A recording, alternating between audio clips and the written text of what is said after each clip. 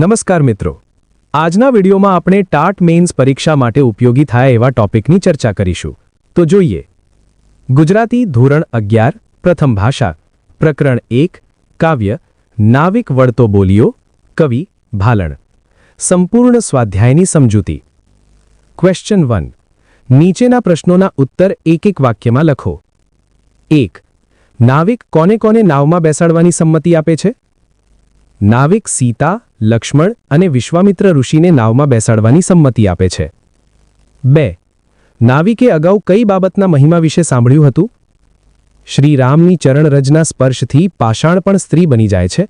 શ્રીરામના આ મહિમા વિશે નાવિકે અગાઉ સાંભળ્યું હતું. 3. અંતે કોણ નાવિકના મનનું સમાધાન કરે છે? અંતે શ્રીરામના ગુરુ વિશ્વામિત્ર ઋષિ નાવિકના મનનું સમાધાન કરે છે. 4. નાવિકે શાના વડે શ્રીરામના ચરણ પખાળ્યા? નાવિકે ગંગાજળ વડે શ્રીરામના ચરણ પખાળ્યા. 5. કવિએ શ્રીરામને કેવા કહ્યા છે? કવિએ શ્રીરામને અશરણ શરણ અર્થાત નિરાધારના આધાર કહ્યા છે. ક્વેશ્ચન 2. નીચેના પ્રશ્નોના સવિસ્તાર ઉત્તર લખો. 1. નાવિકે શ્રીરામને હોડીમાં બેસાડવાની શા માટે ના પાડી? નાવિકે સાંભળ્યું હતું કે શ્રીરામની ચરણરજનો મહિમા અપાર છે. એમની ચરણરજના સ્પર્શનો મહિમા અપાર છે. એમની ચરણરજના સ્પર્શથી પાષાણ પણ સ્ત્રી બની જાય છે. ઋષિના શાપથી પથ્થર બની ગયેલી અહલ્યા શ્રીરામની ચરણરજના સ્પર્શથી સ્ત્રી બની ગઈ હતી. આથી નાવિકની મૂંઝવણ એ હતી કે એની હોડી ભરે કાષ્ઠની હોય, પણ કાષ્ઠ હોય કે પાષાણ બંને એક કહેવાય. એટલે જો શ્રીરામને પોતાની હોડીમાં બેસાડે તો શ્રીરામની ચરણરજના સ્પર્શથી એની હોડી સ્ત્રી બની જાય તો શું કરવું? એ હોડી તો તેની કમાણીનું સાધન છે, અને જો એ જ છીનવાઈ જાય તો શું કરવાનું?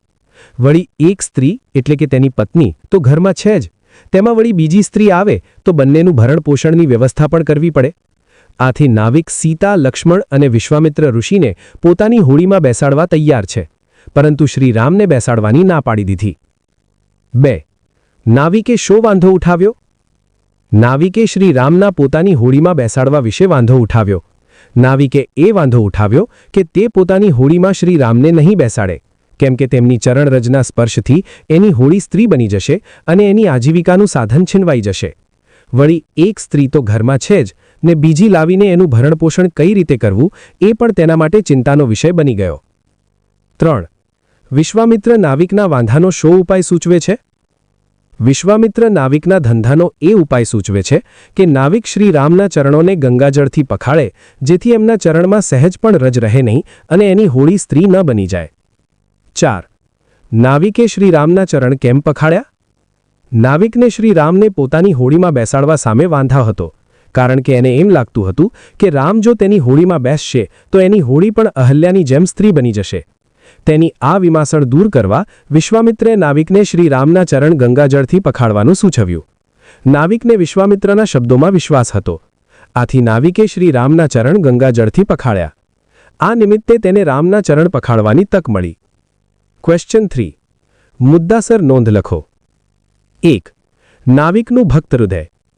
નાવિક ભોળો હતો, તે શ્રીરામનો પરમ ભક્ત હતો. ગંગા નદી પાર કરવા તેની પાસે શ્રીરામ, સીતા, લક્ષ્મણ અને વિશ્વામિત્ર આવે છે. સૌએ તેને નાવ પાર કરવા જણાવ્યું. નાવિકનું ભક્ત હૃદય વિમાસણમાં મુકાઈ જાય છે. તેણે સાંભળ્યું હતું કે રામનો સ્પર્શ થતાં જ પાષાણની અહલ્યા ફરીથી સ્ત્રી બની જાય છે. તેથી તેને ડર લાગે છે કે ક્યાંક તેની લાકડાની નાવ પણ રામનો સ્પર્શ પામીને સ્ત્રી ન બની જાય. વળી એક સ્ત્રી એટલે કે તેની પત્ની ઉપરાંત બીજી સ્ત્રીના ભરણપોષણનો ખર્ચ પણ વધી જાય.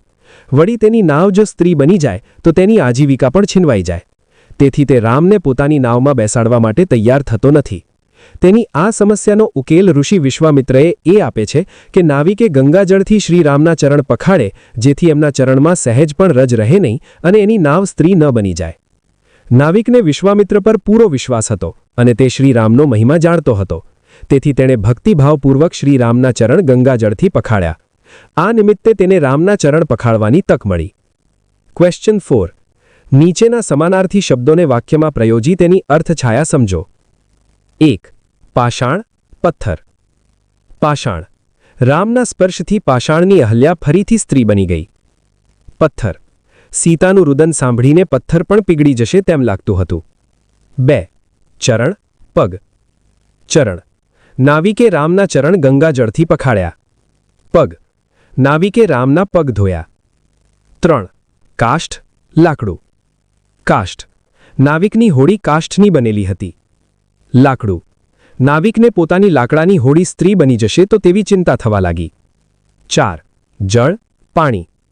જળ નાવિકે ગંગાજળથી રામના ચરણ પખાળ્યા. પાણી ગંગાનું પાણી પવિત્ર હોય છે. મિત્રો, આગળના વિડીયોમાં આપણે પ્રકરણ 2ના સ્વાધ્યાયની સમજ મેળવીશું. આભાર.